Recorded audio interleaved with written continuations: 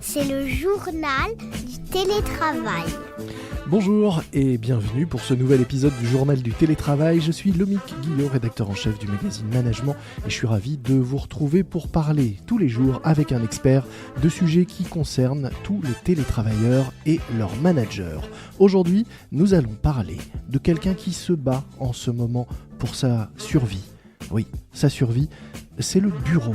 Le bureau est-il menacé par le télétravail ? C'est le thème de notre épisode du jour.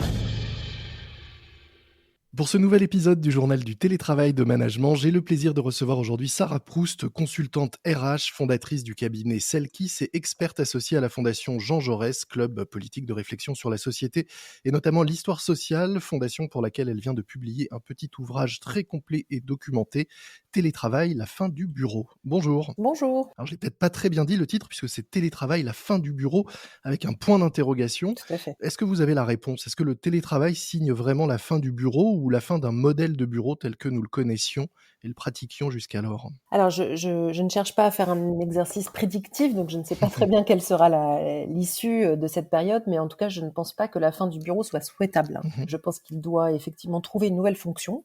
Je pense que le bureau doit correspondre à une nouvelle façon de travailler, mais je pense que nous aurons toujours besoin de bureaux, ou en tout cas, nous devons considérer que les relations de travail doivent pouvoir se faire, s'organiser, se réguler dans un lieu commun qui doit rester le bureau, de manière probablement modifiée par rapport à ce qu'il est depuis 200 ans. Et il faut dire qu'il n'a pas beaucoup changé depuis la première version des bureaux. Vous commencez le livre par un petit peu un constat sur ce qu'on met derrière le terme bureau, puisque c'est vrai qu'on est parti de la table pour désigner finalement tout un ensemble de choses jusqu'au bureau de l'ordinateur, rappelez-vous. Vous dites surtout que le bureau pouvait avoir comme fonction importante d'être un lieu d'étanchéité entre nos vies et que la pandémie a fait totalement sauter ces cloisons, si on peut dire. Absolument, je pense que le bureau, ça n'est pas seulement un lieu pratique dans lequel on trouve une imprimante, des tables, des chaises et des salles de réunion. Pour moi, un bureau, c'est un lieu symbolique. C'est un lieu symbolique pour diverses raisons. D'abord, effectivement, parce que c'est un lieu commun de la culture d'une organisation. C'est un lieu aussi séparé de manière très concrète de nos vies personnelles, même si on y exporte parfois des éléments de notre vie personnelle en fêtant l'arrivée d'un enfant, en racontant nos vies. Mais quand même, ce qui est intéressant, c'est que dans ce lieu-là, on importe ou on exporte d'une vie à l'autre ce que l'on souhaite. Et donc, on accepte, on a la possibilité d'être un peu différent ou de montrer une facette différente au travail. Et même si on se plaint à juste titre beaucoup des temps de transport que l'on a entre le lieu de domicile et le lieu de travail, c'est quand même un moment qui nous permet de séparer ces vies-là. Et on a vu combien, pendant notamment le premier confinement, d'avoir un seul lieu pour tout faire, rendait les choses très difficiles à la fois de manière concrète sur l'organisation du travail, mais on a vu aussi à quel point on avait des difficultés à distinguer les temps, et on a vu aussi de manière peut-être plus profonde combien cela touchait aussi la mémoire, dans le sens où la mémoire est associée à des lieux, que la mémoire fonctionne avec des stimuli liés aux lieux, et que tout ça nous a rendu un rapport au temps très différent. Donc pour toutes ces raisons-là, à la fois personnelles, psychologiques, et même peut-être au fond civilisationnelles, puisqu'on pourrait considérer que c'est une bonne chose d'avoir des lieux différents pour des activités différentes, le bureau, qui doit encore une fois se renouveler, je ne fais pas l'apologie du bureau, mais doit être conservé comme lieu et en tout cas repensé comme lieu symbolique des relations personnelles et professionnelles. Vous dites aussi d'ailleurs que le bureau permet de gommer les inégalités quand le travail à domicile, lui, finalement les exacerbe. Oui, c'est une des choses qui m'a le plus intéressée. Comme beaucoup de gens, je considérais le bureau comme au fond le lieu un peu archétypal de l'organisation sociale entre les gens, ce qu'il est et ce qu'il demeure, puisque effectivement, quand on est un grand patron, on a un bureau un peu plus grand que quand on est un employé, etc. Mais quand on observe ce lieu-là au regard de la façon dont est pratiqué le télétravail, on se rend compte au fond que le bureau est un lieu relativement égalitaire, puisque les uns et les autres ont accès plus ou moins aux mêmes outils, plus ou moins à la même restauration collective, plus ou moins aux mêmes salles de réunion, quand le télétravail, parce qu'aujourd'hui il s'appuie sur les conditions individuelles des gens, est une organisation, enfin en tout cas un mode de travail très inégalitaire. Donc c'est pour ça que je plaide à la fois pour conserver le bureau qui voilà, est un lieu dans lequel on peut avoir une relative égalité des salariés, mais aussi je plaide pour que le télétravail puisse se faire, quand c'est possible, ailleurs qu'au bureau, puisque je pense que c'est une pratique qui apporte beaucoup de confort pour beaucoup de salariés, pas tous, mais beaucoup de salariés. Mmh. Et en tout cas, pour réguler cette inégalité, l'une des inégalités liées au télétravail, et il y en a d'autres, je pense qu'on peut essayer de réfléchir au fait de permettre un télétravail qui ne soit pas à domicile, justement pour éviter qu'il s'appuie uniquement sur les conditions individuelles des salariés. C'est effectivement aussi, oui, un point important. Le télétravail ne signifie pas nécessairement le travail à domicile. Vous pointez différents risques dans la mise en œuvre du télétravail, dans l'hybridation du travail demain, notamment un qui m'a interpellé en tout cas. Vous dites le risque, finalement, c'est que le bureau devienne le territoire des chefs. Pourquoi est-ce que c'est un risque et comment éviter ça? Ce que j'ai constaté par les très nombreux entretiens que j'ai menés avec des salariés français et européens sur la façon dont aujourd'hui les organisations se transforment, c'est qu'au fond, ce qu'on on a beaucoup appelé les fonctions support, ou ce qu'on appelle les fonctions support, les assistants, les assistantes secrétaires de direction, etc., on pensait que c'était des gens dont les postes étaient très peu télétravaillables. Et au contraire, on s'est rendu compte qu'au fond, c'était des fonctions très télétravaillables. Au regard du fait que leurs salaires sont moins importants, en général, ce sont des gens qui habitent un peu plus loin et donc qui ont beaucoup d'intérêt au télétravail. Mmh. Puis on a ensuite des cadres ou des employés ou des cadres intermédiaires pour qui, au fond, la mixité et l'hybridation est plutôt un modèle intéressant. Et ce qu'on a vu dès le deuxième confinement, et en France et dans les pays européens dans lesquels j'ai mené ces enquêtes, c'est que les cadres supérieurs et les chefs sont revenus beaucoup au bureau. Et donc, au fond, on pourrait voir une organisation sociale qui ne tient plus dans un seul lieu qui est le bureau, mais une organisation sociale où une certaine catégorie de salariés, notamment ceux qui ont les salaires les plus bas, ont un intérêt à télétravailler beaucoup, des cadres intermédiaires plutôt dans l'hybridation et des chefs plutôt tout le temps au bureau. Et je pense que ça, c'est un risque qu'on a commencé à voir poindre pendant les deux précédents confinements. Moi, je pense que c'est délétère pour l'organisation sociale et pour l'organisation du travail. Je pense qu'on peut tout à fait limiter ce risque-là en considérant que le lieu commun a encore des choses à offrir tout en permettant la possibilité du télétravail. Mmh. En tout cas, le bureau ne doit pas devenir un lieu uniquement de stratégie, un lieu uniquement où, en gros, les chefs et les cadres ont des choses à faire ensemble. Je pense au contraire qu'il doit pouvoir conserver ce lieu de mixité, ce lieu de culture commune, ce lieu de matérialisation et de contribution à ce que l'on fait les uns et les autres. Avec sinon le risque aussi que, loin des yeux, loin du cœur, que ces salariés, ces fonctions support qui se retrouveraient hors des murs de l'entreprise et totalement en télétravail soient petit à petit, externalisés, et même, traités, à l'étranger par des travailleurs, offshore ou autres. Tout à fait, c'est pour ça que je pense que le télétravail, ça n'est ni l'enfer ni le paradis. C'est une nouvelle pratique dont il faut comprendre à la fois les risques et les opportunités. Et bien sûr, il y a un risque fort de considérer qu'une fonction télétravaillable est au fond une fonction externalisable. Évidemment, à court terme, c'est très agréable de pouvoir travailler loin, de pouvoir organiser sa vie plus facilement, de ne pas avoir 3 heures de transport par jour comme l'ont beaucoup de salariés,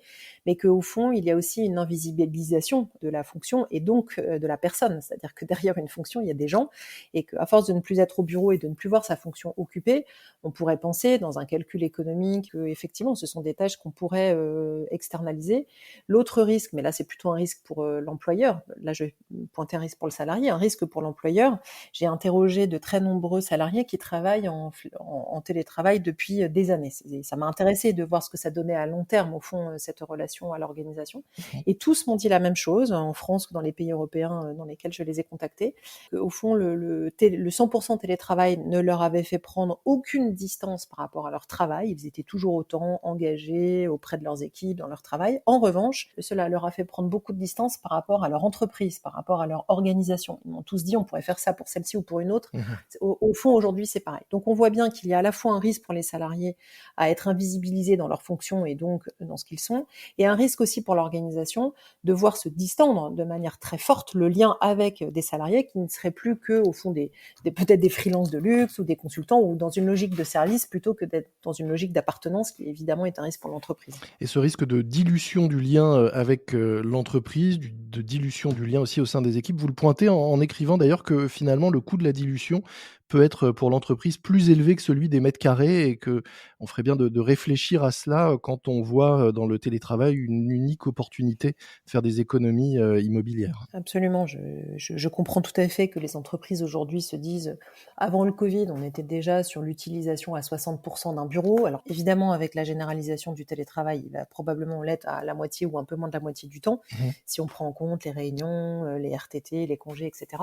Et donc évidemment, le calcul économique est tout à fait pertinent à penser.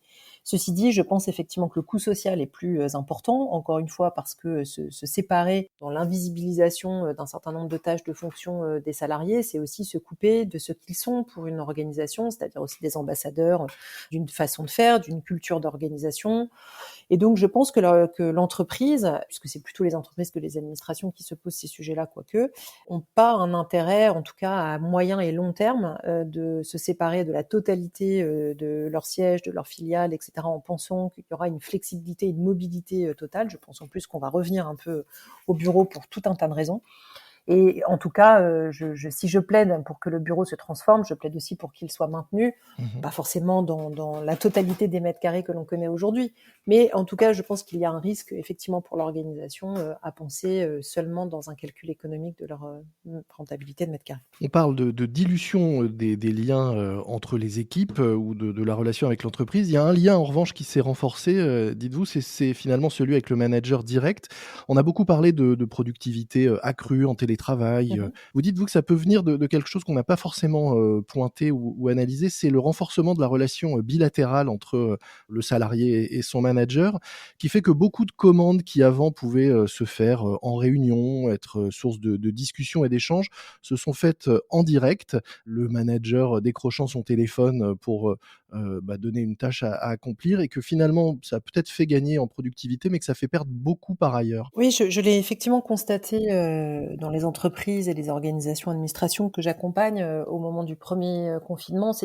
Sont beaucoup des managers qui m'ont dit ça et qui ont eux-mêmes pointé ce risque-là d'ailleurs. C'est ça qui était intéressant, c'est qu'eux-mêmes disaient: «Au fond, par, souci d'efficacité, par rapidité, c'est vrai que j'ai tendance à casser un peu la ligne hiérarchique parce que je vais vers la personne dont je sais qu'elle sera in fine en production de la note, du document, et cetera». Et c'était intéressant parce que, au fond, cette bilatéralisation, Mmh. elle appauvrit un peu la relation de travail, hein. On a tous constaté que la productivité, n'avait pas baissé, voire avait augmenté en télétravail. Beaucoup d'études, l'attestent. Alors beaucoup d'études attestent aussi, en tout cas une, en qui j'ai voilà, grande confiance, qui est une étude faite par des économistes de l'université de Louvain, Mmh. qui ont montré qu'après 2 jours de télétravail consécutif, la productivité tend à baisser. Mmh. Donc c'est intéressant puisque au fond, ça vient un peu objectiver ce que l'on voit dans les organisations de ce fameux 2 jours de télétravail par semaine. Et donc on voit bien que la question de la productivité, effectivement, n'a pas été mise en danger. En revanche, celle de la créativité, disent beaucoup les salariés, a posé problème, puisque tout le monde a considéré que dans cette période de télétravail accentué, on s'est beaucoup concentré sur sa tâche, ça a rétréci un peu le champ d'action qui a toujours été bien fait et productif. Et donc, il me semble que les managers, notamment les managers intermédiaires ou de proximité, ont ceux qui ont vu leurs fonctions les plus bouleversées parce qu'au fond, ils étaient pris dans un étau de rapidité, d'efficacité entre le N+1 et leurs équipes, qu'ils se sont plaints eux aussi beaucoup de l'amplitude horaire, qu'ils se sont plaints beaucoup puisqu'il fallait s'adapter à l'ensemble de l'équipe, qu'ils se sont plaints à juste titre, me semble-t-il, de ne pas pouvoir vraiment exercer ce travail en collectif. C'est pas parce qu'on est en Zoom ou en Teams ensemble qu'au fond le travail est collectif. Et donc il a fallu, à mon sens, assumer le fait que la fonction managériale n'avait pas tellement changé de degré, mais plutôt de nature, avec ce travail à distance qui est à la fois hybride et mixte. Pour moi, c'est deux choses différentes, hein, l'hybridation et la mixité. Et donc moi, je plaide plutôt pour des systèmes hybrides où effectivement on travaille un peu au bureau, un peu chez soi, Mmh. mais on essayait de limiter la mixité, c'est-à-dire d'avoir à la fois une équipe en présentiel et en distanciel. Je pense que ça, pour les cadres intermédiaires, c'est très difficile à organiser. Quelques organisations mènent des expérimentations dans ce sens-là qui me semblent tout à fait intéressantes pour maintenir le collectif de travail. Question, peut-être, annexe, vous commencez, le livre, je le disais, avec une sorte de petite, étymologie du mot, bureau. Est-ce que la fin du bureau pourrait aussi, signifier finalement la fin de la bureaucratie? On l'a vu, la numérisation a été, ultra accélérée par la période, la dématérialisation aussi. Est-ce que finalement, ce n'est pas plutôt à la fin de la bureaucratie qu'on assisterait avec, des relations, simplifiées, plus fluides et une numérisation, accélérée? Alors c'est possible, je vois en tout cas beaucoup d'innovations qui se font. Je vois l'organisation de la fin des parapheurs, je vois la fin de multiples visas pour faire avancer des dossiers. Donc on voit bien qu'il y a des choses qui sont en train de bouger.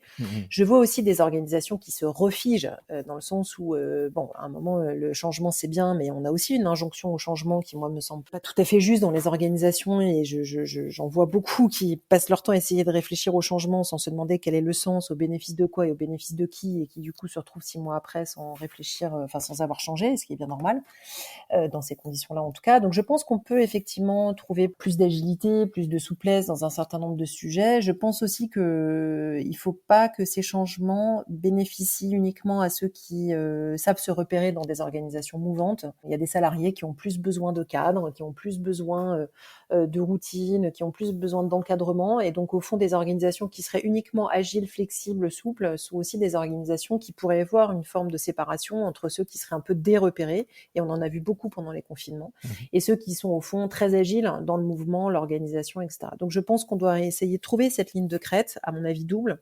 À la fois le bureau doit être un lieu et collectif et individuel, et les organisations de travail doivent être des lieux et qui encadrent et qui permettent un peu de souplesse et d'agilité. C'est cette ligne de crête qui est très difficile à trouver, mais je pense que c'est là qu'il y a un devenir pour ce lieu commun qu'est le bureau. Merci beaucoup, Sarah Proust. Je rappelle que vous êtes consultante RH, fondatrice du cabinet Selkis, experte associée à la Fondation Jean Jaurès, fondation pour laquelle vous signez le livre Télétravail, la fin du bureau. Nous mettrons dans les notes de cet épisode un lien direct vers la présentation du livre sur le site de la Fondation pour nos auditeurs qui souhaiteraient en savoir plus et se le procurer, ce que bien évidemment je les invite et incite à faire. Merci à vous. Merci beaucoup. C'est la fin de cet épisode du Journal du Télétravail. Pour être averti de la sortie du prochain épisode, abonnez-vous sur Apple Podcast par exemple. D'ici là, continuez de respecter les gestes barrières et bon télétravail à tous. C'est le journal du télétravail.